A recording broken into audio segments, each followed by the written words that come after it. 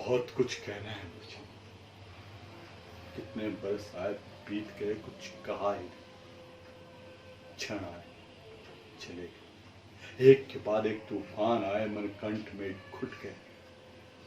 छाती में प्राणांतक आक्रोश उठा, मैंने हर बार होठों को कस के खींच लिया। लगा कुछ जान नहीं पाएगा, समझ नहीं सकेगा इसे। जिस समय शब्दों का प्रचंड ज्वार आकर होठों से टकराने लगता है, लगता है मेरे आस पास रहने वाले मनुष्य कितने पागल, नासमझ और बचकाने हैं।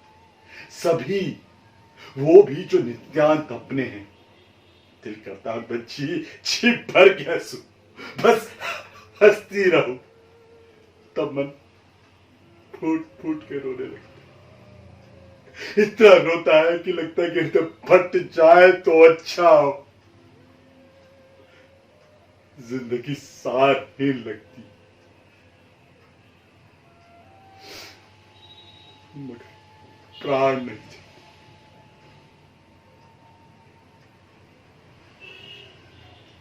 ना जाने पर उसके महत्व का एहसास,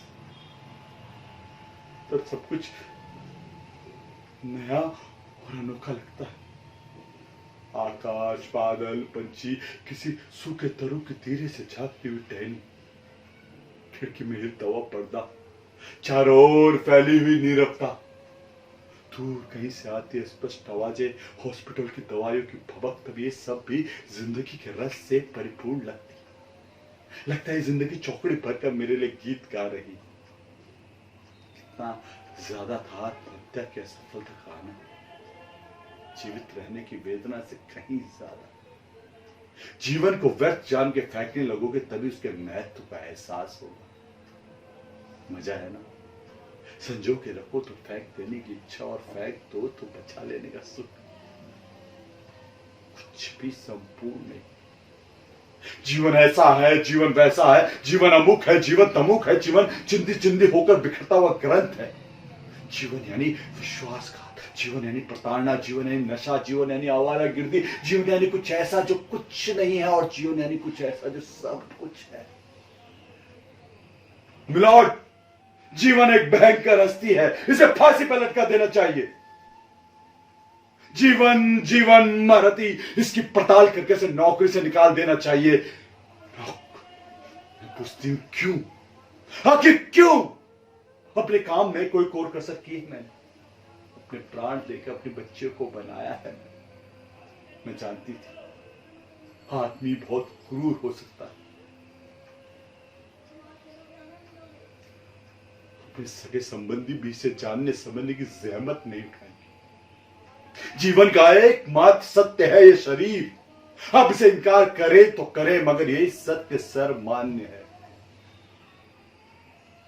भावनाएं तो बस आवाज में कंपन पैदा कर मीठी मीठी बातें करने की अदाएं हैं।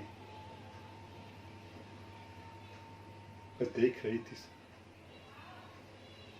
भीतर ही भीतर झुलस रही थी। मैं उसमें जी रही थी, मगर क्या इस बात को कोई जानता है कि उन नन्ही नन्ही कोपलों पर मैंने झुलसन की आंच भी नहीं आने दी। इस विष को अकेले ही बचाया है मैंने उन्हें सौंदर्य की शिक्षा दी।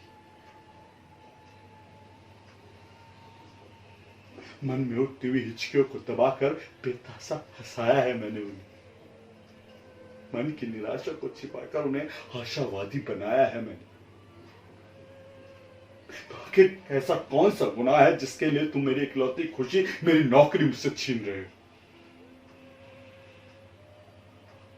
मेरा निजी चरित्र मेरी अपनी समस्या है, इसके लिए क्या दंड भोगना होगा इसे मैं निश्चित करूंगी, जैसे हर व्यक्ति को करना चाहिए। इस पर उंगली उठाने का अधिकार किसी दूसरे को कैसे मिल सकता है? हर किसी का अपना एक व्यक्तिगत मार्ग और फिर अंत होता है, वो सार्वजनिक कैसे हो सकता है? कैसे?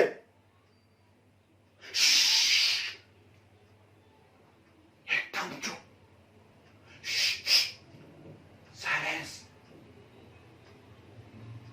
एकदम चुप।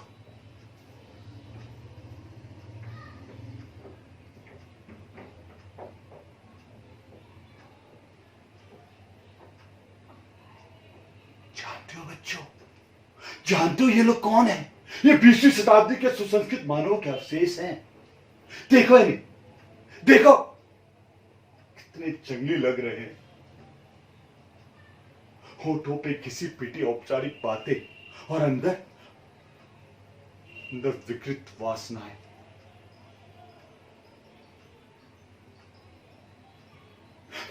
मुझे छोड़ के न जाओ मेरे बच्चों, मुझे भय लगता है, मुझे भय लगता है। मैं मानती हूं, मैं मानती हूं मैंने पाप किया है। मैंने मां के भाई के साथ प्रेम किया है, मगर घर के बंधनों के बीच मेरी खिलती कतराती देह की बहार में अकेला वही तो मेरे करीब आया था। उसी ने तो इस बहार का दिन रात बखान किया था। मुझे क्या पता, हृदय से जिसके साथ एक रूप होने की तीव्र इच्छा हो,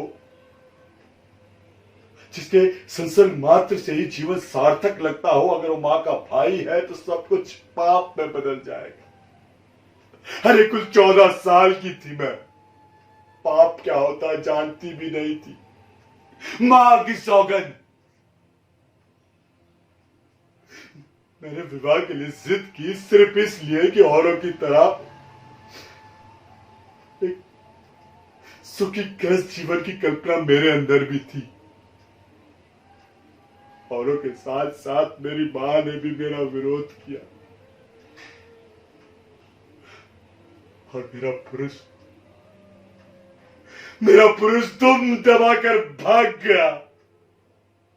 जी चाहा उसे सारे बाजार खड़ा करके उसका मुंह नोच लूं, थूक दूं उसके मुंह पर। अगर तब मैं छोटी थी, असहाय थी, अपने आप को मृत्यु के हवाले करने के लिए मैं घर के छज्जे पर से कूद पड़ी, मगर मर न सकी। सोचा तन से नहीं मरी तो क्या हुआ, मन से तो मर ही गई हूं, मगर मैं अभागी मन से भी न मर सकी। मेरे फिर प्रेम सोच समझ के किया, प्रौढ़ उम्र में किया। सोचा ये प्रेम कुछ और तरह का है, ये प्रेम नहीं श्रद्धा है, एक अनोखी बौद्धिकता के प्रति आकर्षण है। ये तो प्रेम हो ही नहीं सकता, ये तो भक्ति है, भक्ति। मगर मैं फिर भूल गया, मन के द्वारा की गई भक्ति में धन का नैवेद्य चढ़ गया और नैवेद्य पाते ही मेरा बुद्धि का देवता मुकर गया। उसे मेरी भक्ति, मेरी श्रद्धा की दरकार ही नहीं थी। वो देवता था ही नहीं, वो मनुष्य था, मनुष्य।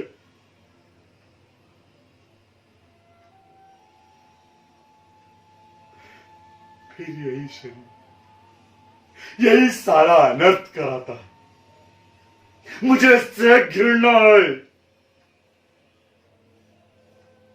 और बेहद प्यार भी। मुझे इस पर क्रोध आता, मगर इसके अस्तित्व को नकार नहीं सकती। तो फिर तो तेरा ही होकर रहेगा। तू इसे छोड़कर कहां जाएगी और ये तुझे छोड़कर कहां जाएगा?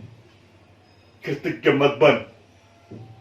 यही है वो शरीर जिसने तप कर तुझे अति से सुखदायी स्वर्गिक तृप्त क्षण दिया था, जिसने तुझे शरीर से परे उस ऊंचे दिव्य लोक में उस क्षण पहुंचा दिया। अब इसी में पल रहा है उस क्षण का साक्षी। एक नन्हा कोमल अंकुर, मेरे बच्चे का है वो बीज, मेरे प्राण का।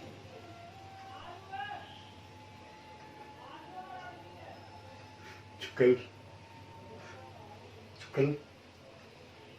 हंसता खेलता मुस्कुराता नाचता एक जीव हो। मुझे ये शरीर उसके लिए चाहिए।